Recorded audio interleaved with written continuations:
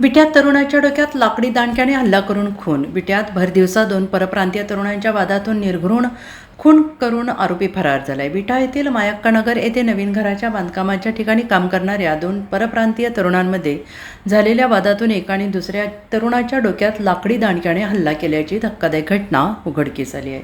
आणि या हल्ल्यात सदर तरुणाचा मृत्यू झाल्याने परिसरात मोठी खळबळ उडालेली आहे. उत्तर प्रदेशातील राजमन कुमार असे मृत तरुणाचे नाव असून अशोक कुमार हा संशयित आरोपी हल्ल्यानंतर घटनास्थळावरून पसार झाला आहे.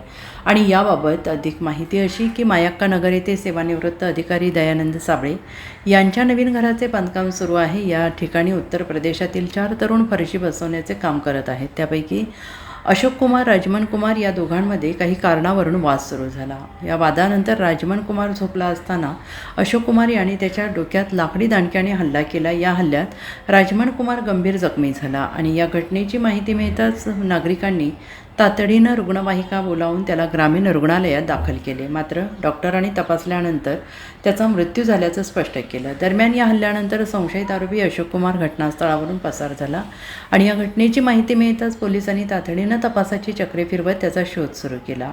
तर उपविभागीय पोलीस अधिकारी सदाशिव शेलार, पोलीस निरीक्षक धनंजय फडतरे, पोलीस उपनिरीक्षक अभिजित कंसे यांच्यासह पोलीस पथकाने घटनास्थळी धाव घेत पंचनामा सुरू केला आहे. तसेच मोबाईल व्हॅनच्या माध्यमातून फॉरेन्सिक पथकाने घटनास्थळाची पाहणी करून आवश्यक पुरावे संकलित करण्यास सुरुवात केली.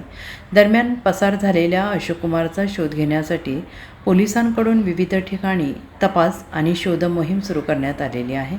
या घटनेमागील नेमके कारण काय होते याचा तपास पोलिसांकडून करण्यात येत आहे. ब्युरो रिपोर्ट SBN मराठी, विटा.